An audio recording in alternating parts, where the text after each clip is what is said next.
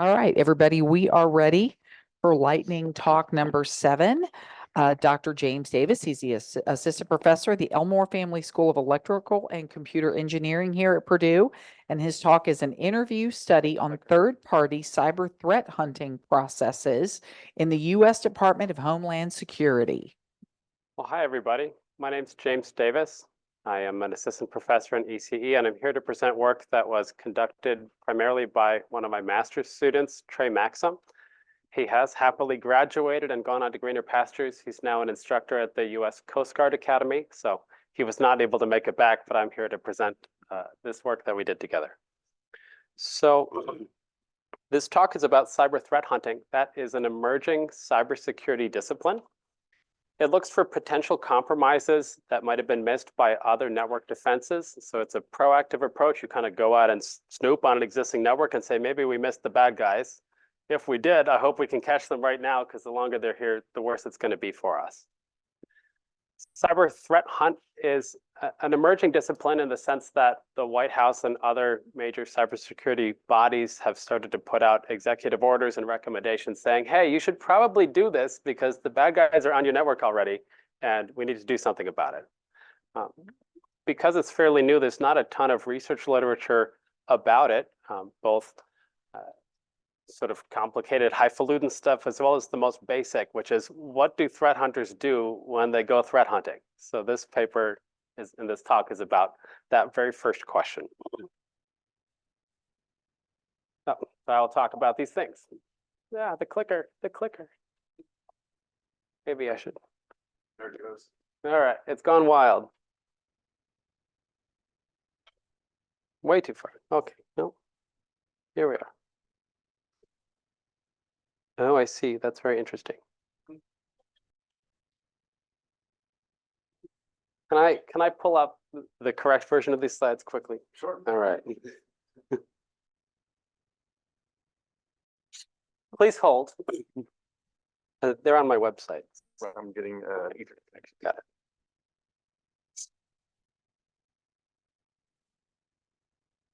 All right, I know what has gone wrong. It's that what I see here is distinct from what you're seeing there, but that's okay. So modern cybersecurity operations can be divided into a couple distinct stages. First, we have the best defense is just to keep the bad guys from getting onto your network in the first place. So these are called security operations centers or SOCs. Firewalls, people staring at big monitors, the works. You've seen them in the movies. When they fail, the bad guys get onto the network. And at that point, there are 3 common ways that detection occurs. The first way is that the Security Operations Center actually discovers it themselves.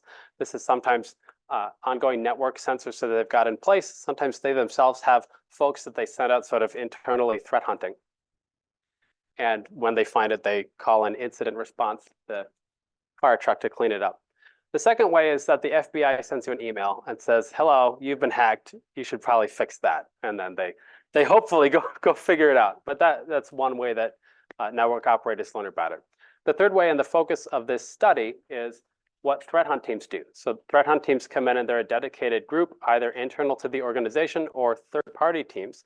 And their job is to sort of poke around in the dark and see if they can find the baddies.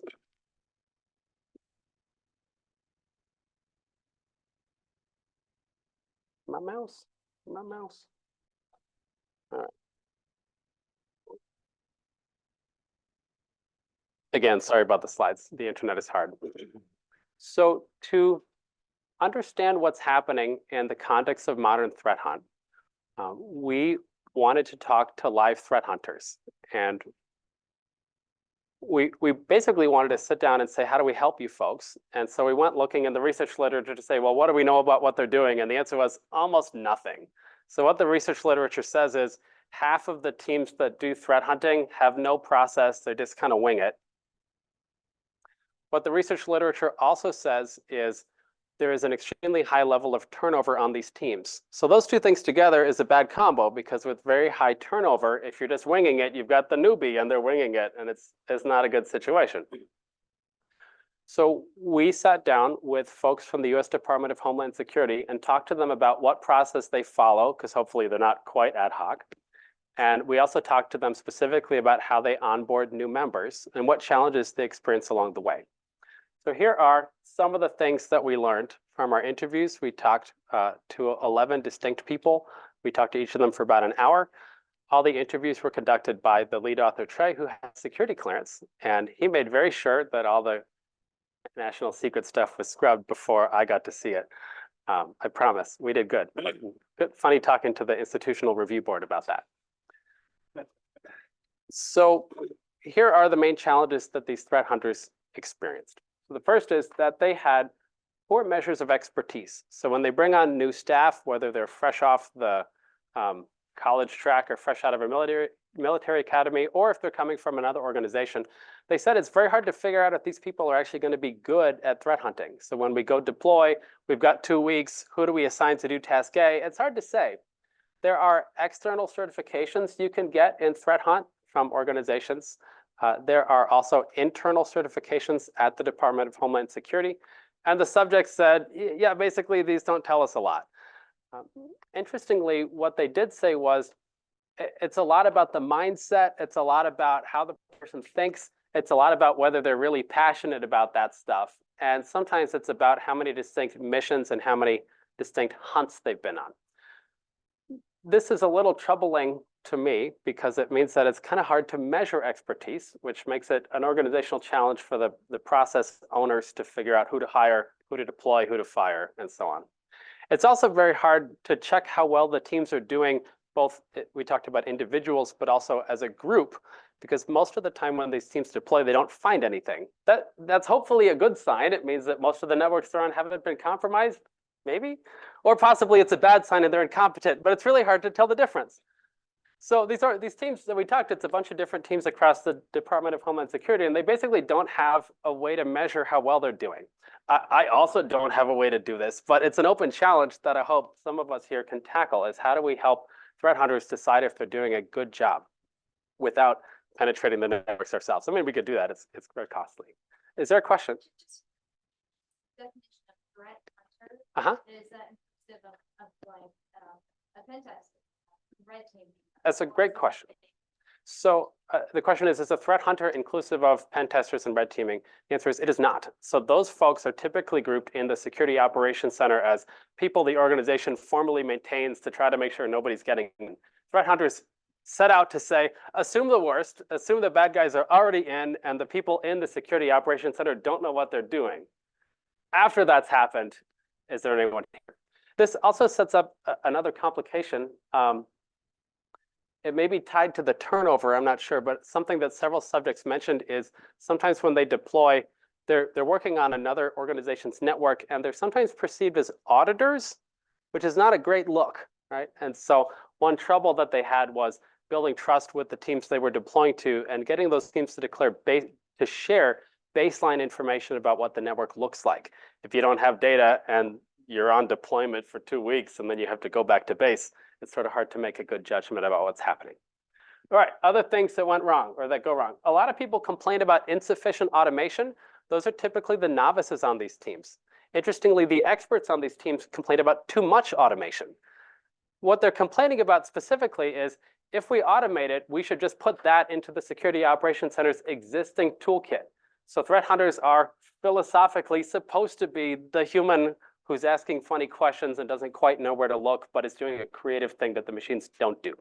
So figuring out how to persuade threat hunt teams of that and to help the novices not rely too much on the automated tools, but to really think outside the box is something these teams struggle with. Again, I don't have a solution. It's a training problem, but it's something that now we're aware of. We talked about teams needing more data from the existing, and high turnover is, as we figured from the general US cybersecurity landscape statistics, it also affects these teams. And it means that when they onboard new staff, they have to work very hard to communicate what process to follow and kind of how to navigate this very funny world. All right, let's see if I have anything else. And I have 2 more minutes of time. All right. Okay, so we looked at what these folks said that they did, and they drew us pretty diagrams to try to communicate what process they follow. And this is a very simplified, unified model of what they all do. They all start out with a hunt. They go to mission planning. That mission plan is informed by Intel. This is the US government, so they have fancy Intel sources as well as some like open source stuff on GitHub. After they've done mission planning with that Intel, they conduct pre-mission activities. This is hopefully with the buy-in from the org they're deploying to, information about the network baseline activities so they don't waste too much time at the beginning. And they undergo deployment. And there's two different kinds of things they do. One is manual analysis, and the other is automated analysis. So the manual is, here I am a threat hunter, let me poke around. And the automated analysis is, here I am, let me push the tool's buttons and see if the tool flags anything. Of the 11 subjects, 7 had been on missions that found adversarial behavior. All of those discoveries were made by the humans poking around in the bushes. None of them was made by the automated analysis loop. And I suspect this is why the experts said, yeah, the automated analysis loop, the guys in the SOC are already doing that. So we should probably drop that, or at least really change it, and focus on training the humans to be the humans. They have typically, these are third-party hunters from the US DHS, so they have a fixed deployment time. So after 2 to 4 weeks, they have to go home again, whether or not they found anything. One pain point that many of them focused on, and then I guess I'll wrap up, is a dashed line from information sources up here, and it says analysts, these are threat hunters, or the lowest ranking members of the team, seek out their own intel. So the US government spends, I am confident, a very large number of zeros on fancy threat intel sources. And the threat hunters we talked to said, these are not great sources. And we basically go to GitHub and open source intelligence because we don't find the data we're getting from these intel sources useful. Possibly that's why the automated tooling doesn't work. It's because the intel is bad. I don't know. But I thought it was sort of provocative that all my tax money is going to not super good intel. All right, that's what I have time for. But thanks for listening to US Department of Homeland Security experiences in threat hunting.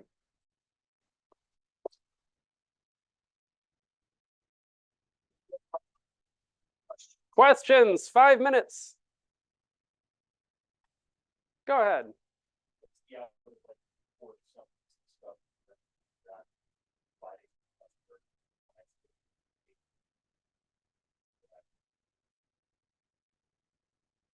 So the question is, what's the output of the report? At the end, the team produces a report as part of their end of mission activities.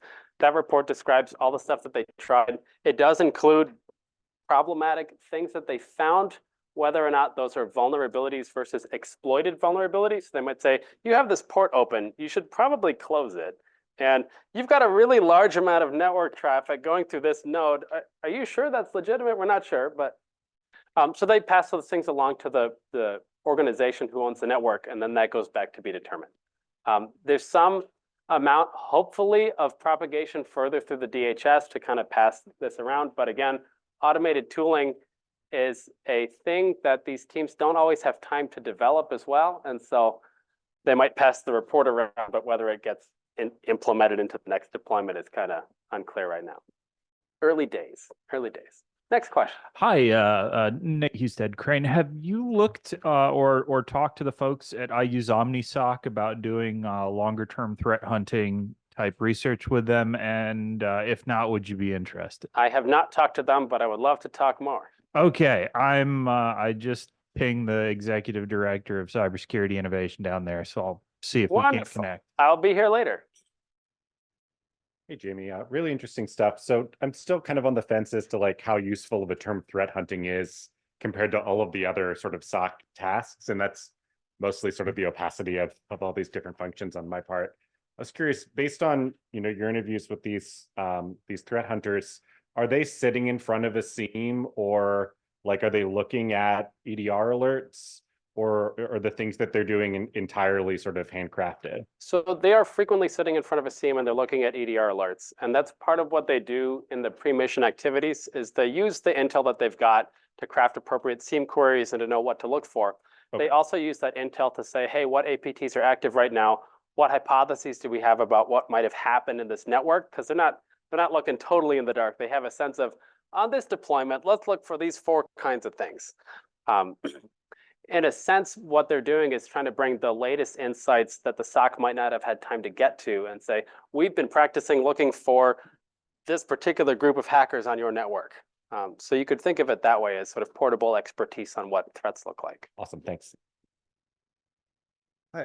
This is really great. I was wondering, for the people that you interviewed, are these the A team folks or are they the B team? And I ask because one of the, sorry, I'm at the Army Cyber Institute. One of the things when I talk to people sometimes is what I see is the A team, like no one wants the B team on their networks. And then, you know, so then the A team gets burnout and the B team doesn't get reps.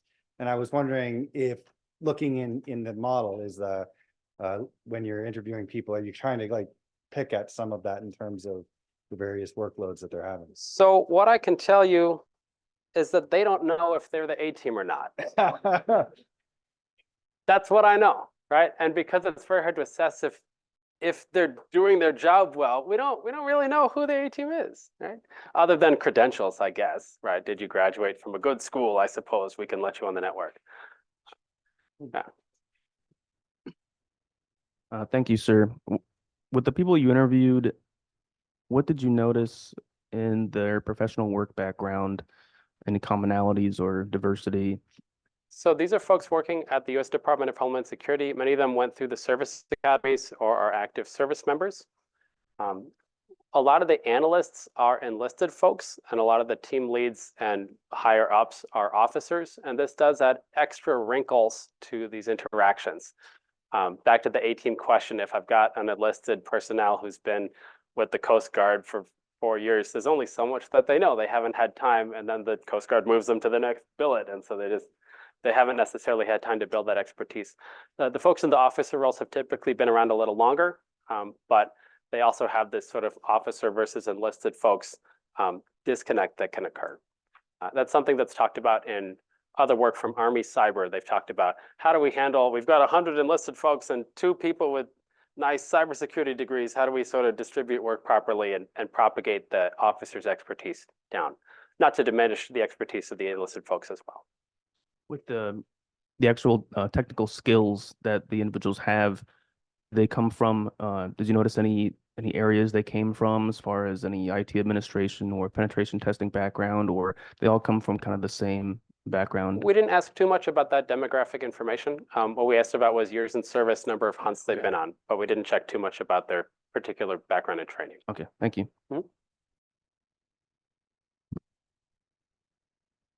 Hi, sorry, I know we are short on time, so I'm gonna try and keep this, you can give like a short answer.